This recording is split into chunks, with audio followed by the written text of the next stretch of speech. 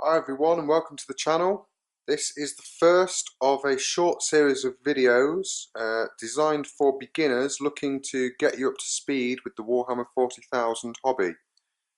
We're going to be looking at everything from the background to how to get started and playing your first games. So, to kick us off, we're going to be looking at the Getting Started with Warhammer 40,000 magazine.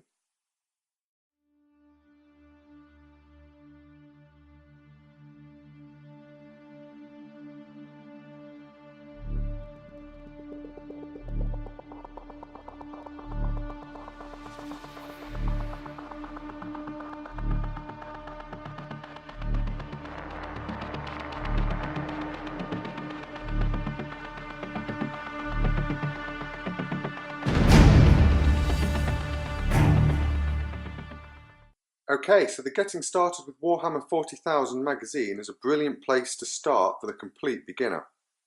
If you don't really know much about the hobby, you've never been to a Games Workshop store, but you are interested in finding out more, or maybe even have a son or daughter who's come home from school and mentioned it as all their friends play it, it's a great place to start. At £5, it's a relatively cheap way to get a glimpse at what it's all about, and it will give you a good idea if it's for you or not without breaking the bank. It's the usual high quality Games Workshop product, thick glossy pages, very good quality, and it does what it says on the cover. It's all about getting started, and along with some background it covers collecting, building, painting and ultimately playing Warhammer 40,000. Now you'll also notice that it comes with a free Citadel miniature. This is one of the new Primaris Space Marines that have come out with 8th edition, and it's the easy build Marine. So he just clips together, so no glue is involved. Let's take a look at him next. Okay, so this is one of the new Space Marine Primaris intercessors. Space Marines have been the mainstay of the Warhammer 40,000 universe for a while now. Of the 8 editions of the game, there's been 7 box games, and I think Space Marines have featured in every single one as one of the base armies that come with the game. And it was actually Space Marines that I first fell in love with when I got into the hobby back in the 1980s. I remember I was still at junior school, probably in my last year. My brother had just started, or in his second year at secondary school, and he was going into Nottingham one weekend with his friends, and I remember him saying he was going to this place called Games Workshop. And me being young and not really knowing what it was, I thought he was off to make board games, because he was quite into board games in those days. But he came back with tales of this fantasy world, and the following weekend I went with him, and the first models I saw were Space Marines, and although they've changed considerably since the 1980s, I'm still in love with them today.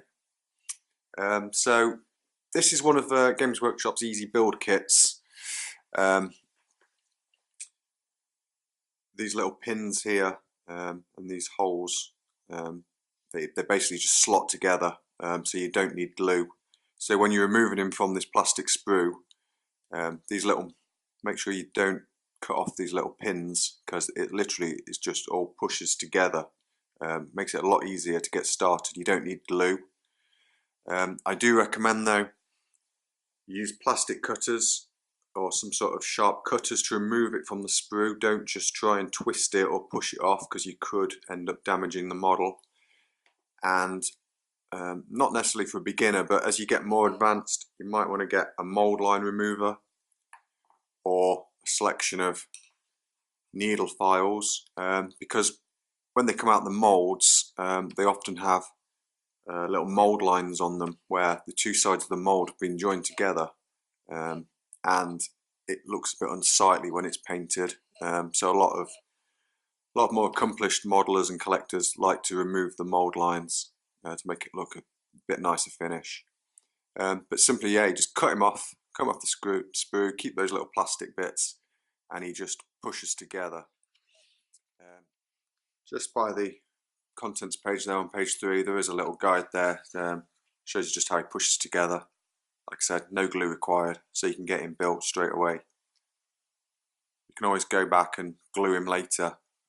He only has one position, but when you get a bit more into the hobby, you can go back and glue him later before you paint him if you want to. Right, so let's talk about the Warhammer 40,000 hobby whilst we see what's in this magazine. Now, with all Games Workshop publications, they're all full of this gorgeous artwork, pictures of the models that have been professionally painted, and it's what inspires a lot of collectors and painters to really push themselves when it comes to painting and building their collections. Now, as far as I'm aware, this is the first time Games Workshop have introduced beginner sets, and not just the option to buy either the full rulebook or the full box game. The box set comes with, the box game comes with 2 starter armies and everything you need to play. Includes full rulebook, but at 95 quid, it's quite a large investment. If you only want a taste of the hobby to find out what it's about, make sure it's for you. But with this 8th edition, there's not just this magazine, but also 2 other starter box sets. They're called First Strike and No Fear, and they are featured in this book, so I'll talk a bit about them when we come to them. But after the contents, there's a couple of pages on the background, background of the world the hobby's set in. Obviously, 40,000 is set in the 41st millennium, where it's basically all-out war for survival.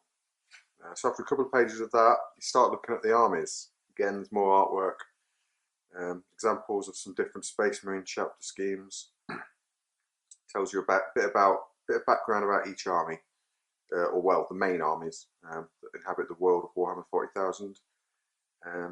Basically, there's good, there's bad, and there's aliens. Is probably the best way to quickly sum it up. So, Space Marines, Imperial Guard, they're kind of like the good. So there's a few pages on them. Then obviously there's the bad, and then we move on to like the alien races, and there's 3 or 4 pages on aliens. The magazine then moves on to looking at collecting Citadel miniatures. Now a lot of people collect and never play the game, but if you want to play the game, obviously you're going to need a collection. And it just goes through a few examples of different armies. For example, this Eldar army here is part of the Xenos range. Gives you an idea of what a good size army for a game looks like and how well they can be painted if you want to put the time and the effort in, as well as a bit more background about the army. After looking at collecting some armies and some nice examples of professionally painted armies, it moves on to playing the game. It talks about the different ways you can play the game, and then it features a battle report. Now, a battle report in the White Dwarf magazine, which is the Games Workshop's monthly magazine, is a regular feature, and it's basically 2 people play the game, they take photos, and they basically write down what happened, and it's there to give you a kind of idea of how games unfold and what happens on the battlefield. We're back to background with the Eternity of War section. It's looking at the threat to the Imperium of Man in different war zones across the galaxy, who they're under attack by. It's just further background on the Warhammer 40,000 universe. Before we move on to a miniature showcase, showing you different races again and professionally painted miniatures. Some very nice looking models there that inspire collectors and gamers to expand their collections and improve their painting skills.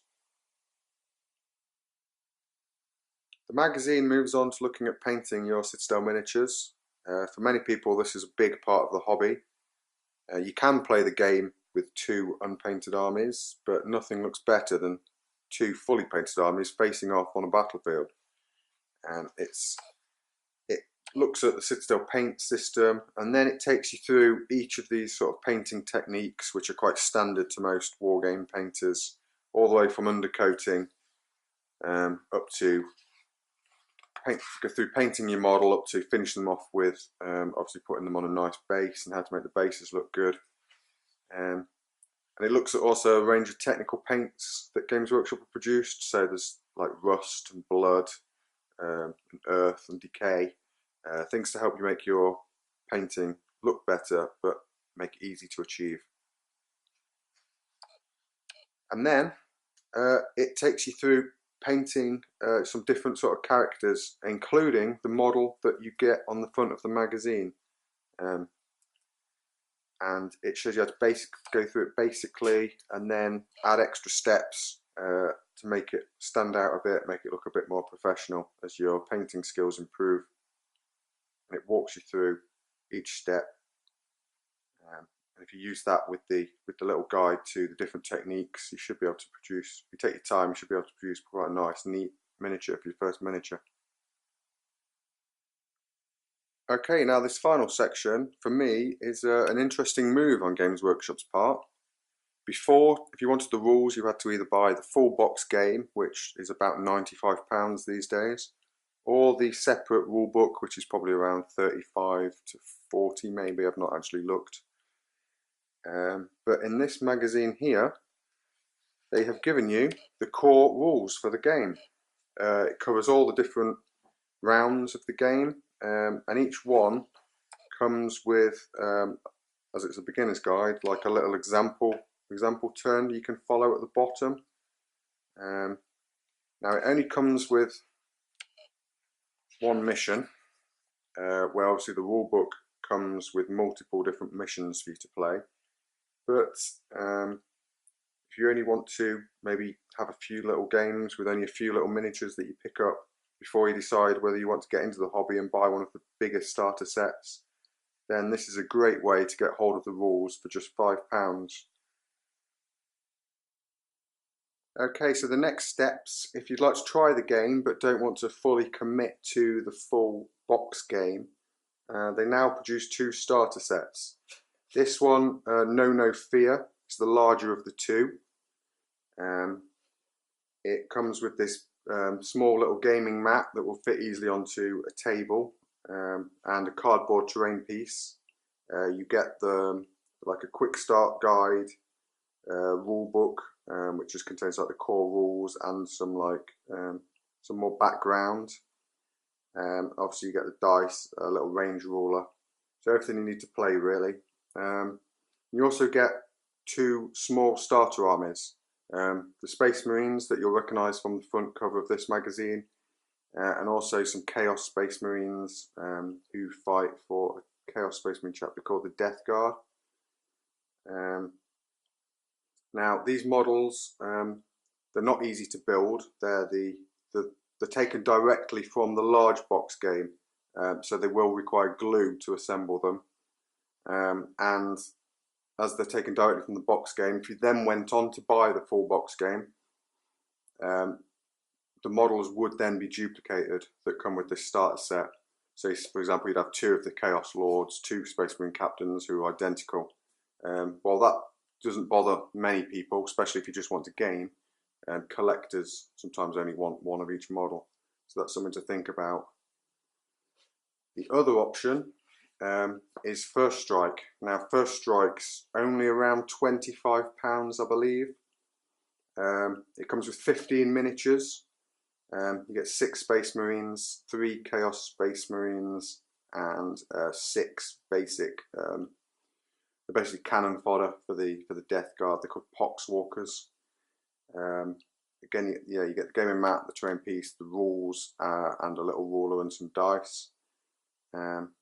But these are easy to build miniatures, same that came with this magazine. So you can just clip these together and get playing straight away with this set. And it's this set that we're going to go and take a look at in the next video.